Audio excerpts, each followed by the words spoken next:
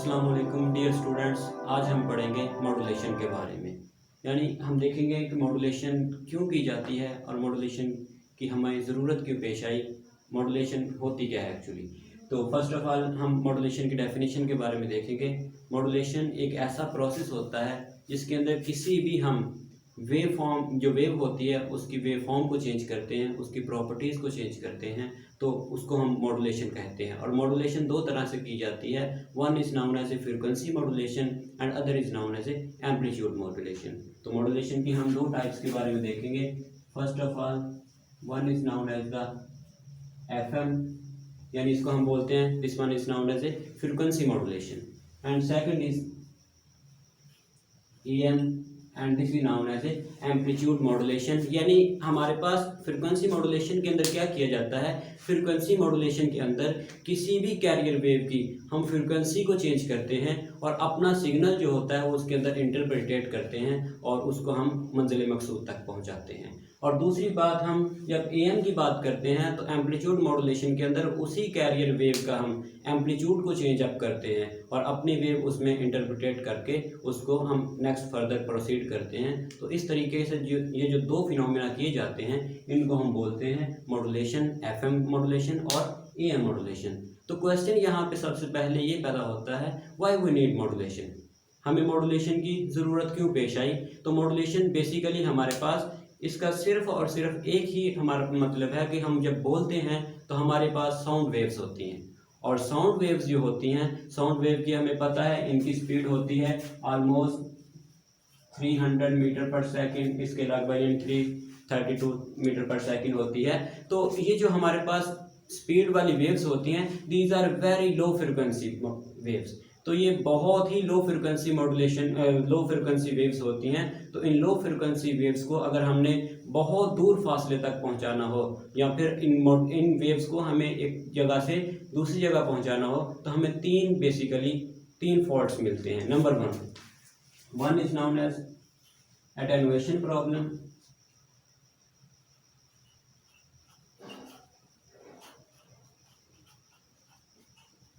Number two size of antenna, number 3 first of all attenuation problem, number 2 size of antenna and number 3 overlapping।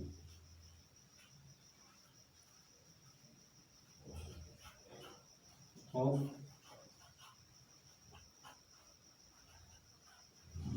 low frequency signal। तो हम इन तीनों को पहले हम देखते हैं कि इन तीनों एक्चुअली ये तीनों प्रॉब्लम है क्या। तो पहले हम देखते हैं एटेन्युएशन प्रॉब्लम के बारे में। तो हमारे पास जो हमारी साउंड वेव थी, साउंड वेव में एक्चुअली वो लो फ्रिक्वेंसी वेव थी और लो फ्रिक्वेंसी वेव जो होती है हमें पता है कि जैसे ही उसको प्रोसीड किया जाता है तो अटेन्युएट करना शुरू कर देती है, वो ज़ाया होना शुरू हो जाती है। तो जिसकी वजह से हम ये देखते हैं कि हमारी जो साउंड वेव है वो अटेन्युएशन प्रॉब्लम क्रिएट करेगी। हर लो फ्रिक्वेंसी वेव लाजमी तौर पर अटेन्युएशन प्रॉब्लम क्रिएट करती है। तो ये तो एक फितरी अमल था उसका। Number 2 size of antenna.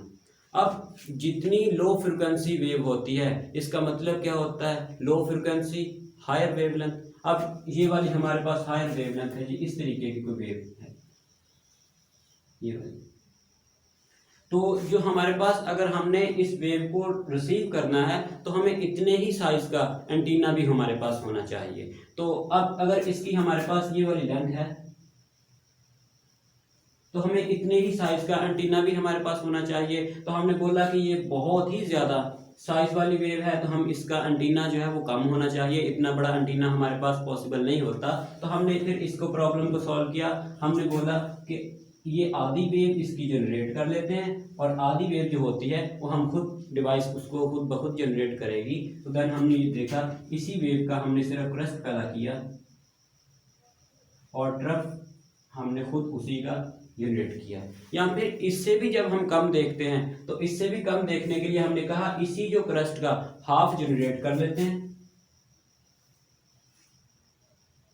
Crust का भी हाफ, और बाकी हमने उसी का डबल किया। फिर जितना क्रस्ट बना उतना ही ट्रफ कर दिया।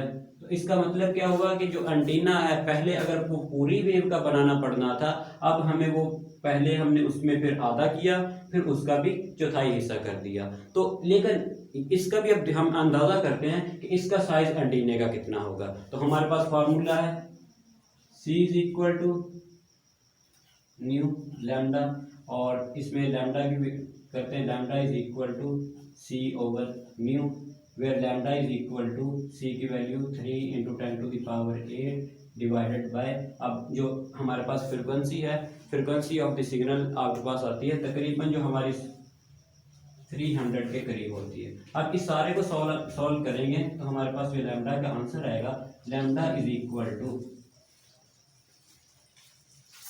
3000 किलोमीटर। अब इसका मतलब क्या हुआ कि हमारे पास जो लैम्डा की वैल्यू आती है वो 3000 किलोमीटर आ रहा है। यानी आप देख लें कि हमारे पास जो एंटीना होना चाहिए वो 300 किलोमीटर का एंटीना होना चाहिए, अगर हम साउंड वेव को एक जगह से दूसरी जगह भेजने के अहल भी हो जाते हैं। तो अब एंटीना इतना तो कभी भी पॉसिबल नहीं हो सकता। ये पूरी वेवलेंथ के लिए, आधी वेवलेंथ के लिए देख लेते हैं, तो which is equal to lambda by 2 is equal to 150 kilometre. और अगर लैम्डा बाई 4, जैसा कि मैंने अभी आपको बताया कि हमारे पास जो वेव थी उस वेव का आधा जनरेट किया, उसका भी आधा जनरेट किया, अब लैम्डा बाई 4 जो है, लैम्डा बाई 4 आपके पास 75 किलोमीटर, यानी this is also a very very long size of the antenna. अभी भी एंटीना बहुत बड़े साइज का है, 75 किलोमीटर का एंटीना फिर भी पॉसिबल नहीं है। तो ये हमारा एक बहुत ही अहम मसला था कि एंटीना का साइज लो फ्रिक्वेंसी के लिए बहुत बड़ा होना चाहिए। अभी तक जो हमने पढ़ा वो मैं आपको ये बता रहा हूँ कि मॉड्यूलेशन एक्चुअली ज़रूरत क्यों पेश आई और इसको किया हमने क्यों। तो पहला इसमें मैंने आपको बताया कि जो फ्रिक्वेंसी थी वो हमारी साउंड की बहुत लो फ्रिक्वेंसी होती है, और कोई भी लो फ्रिक्वेंसी वाली जो साउंड होगी उसके अंदर आप देख लें कि ये 3 प्रॉब्लम पैदा होते हैं। 3 प्रॉब्लम का मतलब, फर्स्ट इज अटेनुएशन प्रॉब्लम, वो जल्दी अटेनुएट हो जाएगी। दूसरा साइज ऑफ एंटीना, उसके लिए हमें बहुत बड़ा एंटीने का साइज चाहिए, अबाउट 75 किलोमीटर लंबा एंटीना होना चाहिए। या तो आप इतना एंटीना जनरेट करें या फिर ये प्रॉब्लम आपको फेस करना पड़ेगी। और तीसरी उसके पास हमारे पास जो उसमें प्रॉब्लम आएगी, this one is a overlapping of low frequency signal. तो जो भी आपके पास लो फ्रिक्वेंसी सिग्नल होते हैं वो बहुत ही जल्दी ओवरलैप करना शुरू कर देते हैं। यानी अगर आपके पास एक 300 फ्रिक्वेंसी वाली वेव है और दूसरी 700 फ्रिक्वेंसी वाली वेव है, और जब इन दोनों को आप भेजते हो तो वो दोनों आपस में ओवरलैप कर जाएंगे। और अगर आपके पास कोई 400 वाली है और उधर 800 वाली है, तो ये बहुत लो फ्रिक्वेंसी वाली वेव्स जो होती हैं ये आपस के अंदर क्या करना शुरू कर देंगी, ओवरलैप करेंगी, जिसकी वजह से हमारे पास ये भी एक बहुत प्रॉब्लम के तौर पे सामने आता है। तो ये तीनों प्रॉब्लम हमारे पास पैदा हुए जिसकी वजह से हमें मॉड्यूलेशन की ज़रूरत पेश आई। तो अब इन तीनों का हल क्या है? हमारे पास ये 3 बीमारियां हैं और तीनों का इलाज सिर्फ एक इलाज होगा, और उसका इलाज ये है कि to generate high frequency solution.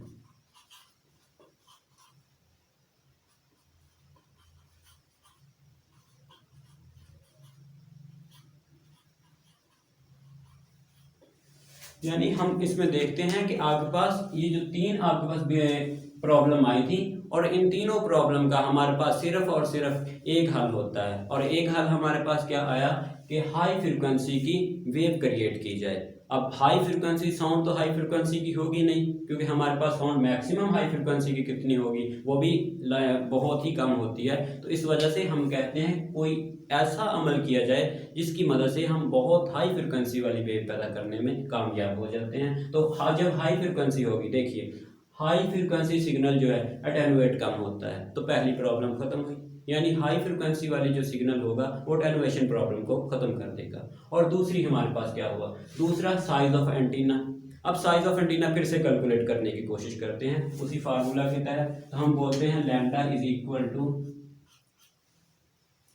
C divided by nu, तो लैम्डा इज इक्वल टू 3 × 10⁸। अब हाई फ्रिक्वेंसी से जो हमारे पास होगी वो रेडियो वेव की फ्रिक्वेंसी होती है, और रेडियो वेव की हमारे पास जो फ्रिक्वेंसी आएगी वो तकरीबन हम लेते हैं 3।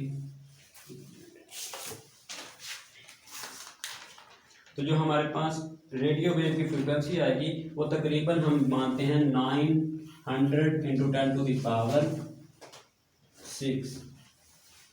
यानी इसमें आप चीज देख रहे हैं कि लैम्डा इज इक्वल टू, हम c ओवर न्यू के बराबर आया तो lambda is equal to 3 into 10⁸ divided by frequency. Frequency हमने कौन सी ली, बहुत हाई फ्रीक्वेंसी ली, this is the mobile wave frequency. अब मोबाइल वेव फ्रीक्वेंसी के पास आप देखते हो लैम्डा इज इक्वल टू, आपके पास इसका आंसर जो आप कैलकुलेट करोगे तो आएगा 1/3 मीटर।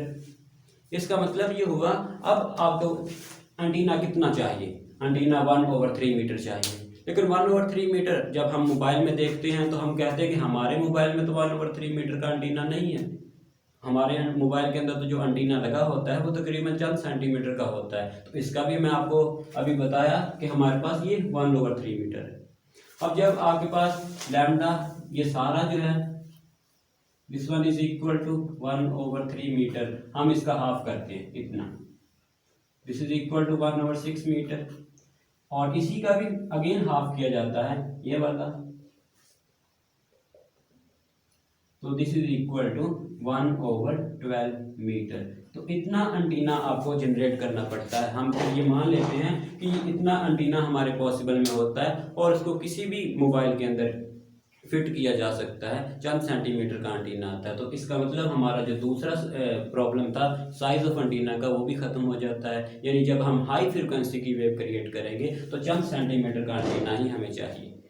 अब तीसरी प्रॉब्लम थी overlap of the low frequency signal, यानी लो फ्रिक्वेंसी वाले सिग्नल जो थे वो ओवरलैप करना शुरू कर देते थे, और इसकी वजह से जो हमारे रेडियो स्टेशन जो थे वो बहुत कम तादाद में मिलते थे। अगर हमें एक रेडियो स्टेशन 1000 का था तो दूसरा रेडियो स्टेशन जो है वो हमें तकरीबन 2-3 हज़ार के फ़र्क से तो बनाना पड़ेगा।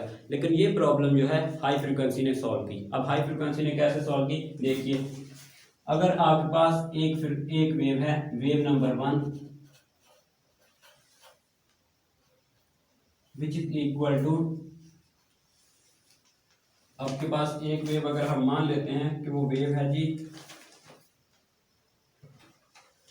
3 इंटू 10⁻12 हर्ट्ज की, और वेव नंबर 2 जो है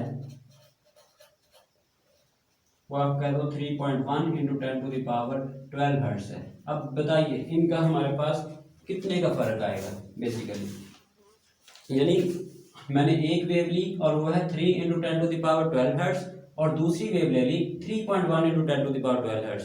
तो अब इनके दरमियान जो डिफरेंस आया, बहुत हाई वेव है, हाई फ्रिक्वेंसी वेव वाली, लेकिन डिफरेंस कितने का क्रिएट किया, डिफरेंस इज इक्वल टू 10⁻11। इसका मतलब एक वेव में अगर हम बहुत हाई फ्रिक्वेंसी वाली वेव होगी तो उसमें एक पॉइंट का भी डिफरेंस क्रिएट करेंगे तो वो बहुत बड़ा डिफरेंस क्रिएट करेगा, 10⁻11 तक का डिफरेंस क्रिएट कर सकता है। तो इसका मतलब हुआ कि इतने वेव वाली, अब हमें इतनी डिफरेंस वाली जो वेव होंगी वो, एक तो ये बात कि हमें कभी भी ओवरलैपिंग का प्रॉब्लम का सामना नहीं करना पड़ता। तो इसमें हम ये देखते हैं कि जो मॉड्यूलेशन होती है, मॉड्यूलेशन इस तीनों प्रोसेस को ओवरकम कर लेती है और इन तीनों को हमारे पास अच्छे तरीके से सॉल्व कर लेती है। तो इस लेक्चर में हम यहीं तक देखते हैं कि हमें मॉड्यूलेशन की ज़रूरत क्यों पेश आई। Thank you for watching the channel.